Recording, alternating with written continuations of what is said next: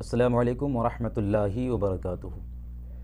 قیامت کی نشانیاں، بہت ساری قیامت کی نشانیاں ظاہر ہو چکی ہیں، اور جو پیارے آقا صلی اللہ علیہ وسلم نے ارشاد فرمایا تھا وہ ساری چیزیں ثابت ہوتی ہوئی نظر آ رہی ہیں۔ اب وہ چیزیں جو حدیث پاک میں علماء کرام نے اپنی کتابوں میں درج کیا ہے قیامت کی نشانیوں کو، وہ کیا کیا ہیں، ان میں سے کچھ آپ کے ساتھ جو ہے شیئر کرتا ہوں۔ آپ ملاحظہ کریں اور ان نشانیوں سے آپ بچنے کی کوشش کریں، اور خود کو قیامت کی نشانی بننے سے بھی بچائیں۔ قیامت کی نشانیوں میں سے ایک نشانی یہ بھی ہے کہ قیامت سے پہلے علم اٹھ جائے گا، یعنی علماء اٹھا لیے جائیں گے۔ جب کوئی عالم نہ رہے گا تو لوگ مجبوری میں جاہلوں کو اپنا مقتدا اور پیشوا بنا لیں گے، پھر انہی سے دین کے مسائل پوچھیں گے۔ اب ظاہر ہے کہ جب جاہل سے دین کے مسائل پوچھیں گے تو وہ بغیر علم کے فتویٰ دینا شروع کریں گے، اور وہ خود بھی گمراہ ہوں گے اور دوسروں کو بھی گمراہ کر دیں گے۔ جہالت کی کثرت ہوگی، بدکاری اور شراب خوری عام ہو جائے گی، ابھی جیسے عام ہے، یہ قیامت کی نشانی ہے۔ مرد کم ہوں گے، عورتیں زیادہ ہوں گی، یہ بھی آج کل ہو ہی رہا ہے، یہاں تک کہ ایک مرد کی سرپرستی میں 50 عورتیں ہوں گی۔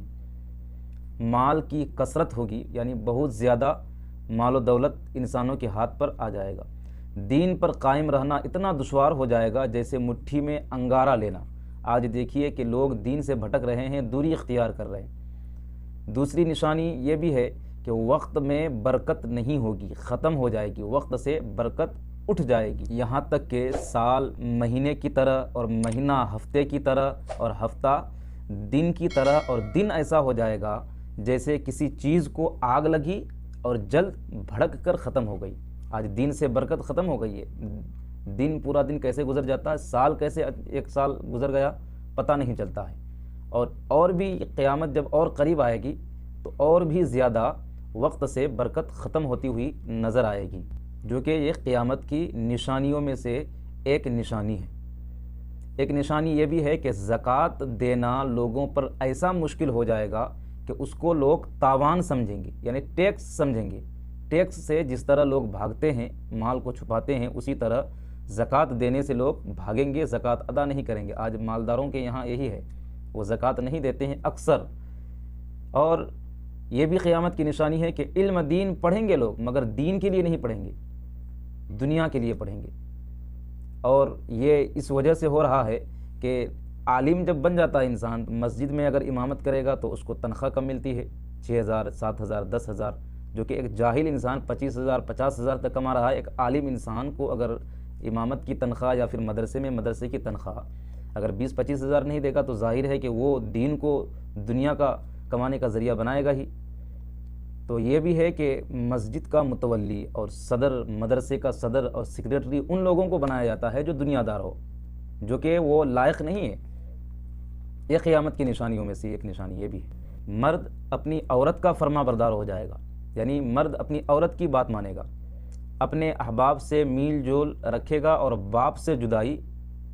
مسجد میں لوگ چلائیں گے، گفتگو کریں گے، یہ قیامت کی نشانی ہے۔ آج اکثر مساجد میں لوگ دنیا کی گفتگو کرتے ہیں، مارکیٹ کا بھاؤ پوچھتے ہیں، بازار کی خبریں پوچھتے ہیں مسجد میں۔ گانے بجانے کی کثرت ہوگی، جو کہ عام ہے آج، یہ قیامت کی نشانی۔